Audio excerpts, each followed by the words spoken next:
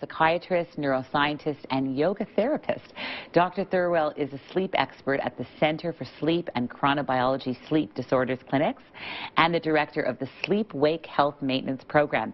She focuses on the behavioral and psychological barriers to restorative sleep, and she joins us today. Dr. Celeste, welcome. Thank you, Judy. Great to have you. So, what are the main barriers, psychological and otherwise, to sleeping well at night? I think the first thing we need to think about when you're talking about sleep is not only look at sleep, but also look at what you're doing in your waking hours. So I like to refer it to as sleep-wake medicine. And we look at sleep hygiene. So sleep hygiene, you start by looking at what you're doing during the day. Are you eating meals late at night before you go to bed? Are you exercising too close to bedtime? So we start by going through the day. Are you drinking too much coffee throughout the day? Are you smoking cigarettes and having too much nicotine, which is another stimulant, throughout the day? At night, just before you go to bed, are you taking alcohol? It will put you to sleep, but then it will interfere with your sleep and wake you back up in the middle of the night. So if we look at sleep hygiene, you want to look at when you go to bed and when you wake up, and allow for 7 to 8 hours at consistent times. So you go to bed at the same time every night as much as possible and wake up at the same time as much as possible every morning, because our bodies follow a chronobiological rhythm, and it likes to know when it's going to be turning on and when it's turning off.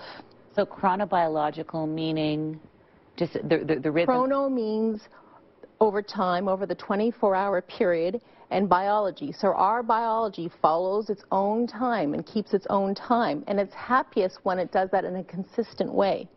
When we have irregular sleep schedules, when you work night shift where you do 3 nights on, 4 days, 3 nights on, 4 days, that's harder for the system to follow its natural rhythm of chronobiology. Absolutely. And we hear, I mean, the insomnia is a condition that affects many of us at different times in our lives. New mothers, and you say even teens, university students, all suffer from the inability to fall asleep. Can you elaborate? Because this is a huge issue for people. We have someone actually upstairs in the control room who actually talked to me about that he hasn't been able to sleep properly in 10 years. So this is for him. What do you say to this guy who really can only sleep with medication? Well, I would first find out where his insomnia is occurring. You can have initial insomnia where you have a very difficult time falling asleep. People will say they toss and turn for an hour or two before they fall asleep, but then once they fall asleep, they're able to sleep throughout the night. There are other people who will say, I fall asleep really easily, but then I'm waking up 3-4 times a night. So that's what we call initial insomnia, maintenance insomnia, and then terminal insomnia is when you wake up too early, the people who wake up at 4 a.m. and I just can't get back to sleep. What should those people be doing for? I know I want to talk about all three, but that's very. I'm relating to that one a lot. Yes. At 4 in the morning, and I think it gets worse as you get older, doesn't it, Dr. Celeste?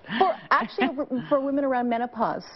For women, either when they're around the time of the birthing of their children, and then around menopause again, they have that same difficulty with that terminal insomnia waking up. I think the first thing we need to look at is really what I referred to when we started was, what are you doing in your daytime hours? Are you stressed? Are you anxious? Are you depressed? All those factors have such a big impact on your nighttime sleep. So I would say to the person you're referring to, I would ask him, what's your day like?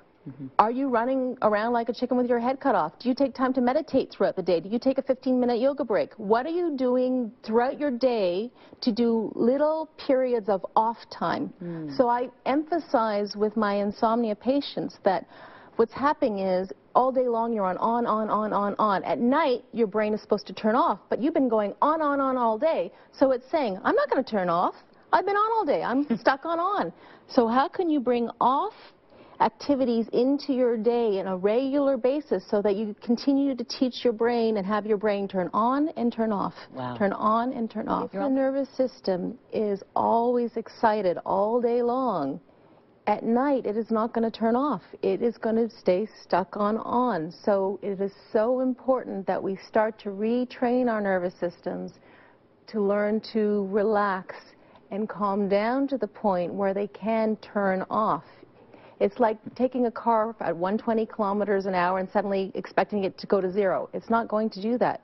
There needs to be time to take it from 120 down to 0 and then back up and then back down. Read that you shouldn't be exercising after noon. Is that correct? Like, do a morning exercise, but don't do caffeinated anything, and any exercise, anything stimulating after in the afternoon. Yeah, we say after 3 or 4 o'clock in the afternoon. I would say don't do on exercises. Do off exercises. And I talk about in the clinic on exercises and off exercises. Off exercises, restorative yoga, Tai Chi, mindfulness, meditation. The off exercises are beautiful to do after 4 o'clock. Pilates. Coming down from 120, getting down to 80, 60, 40, 30, 20, so you can get to 0 and have a good night's sleep.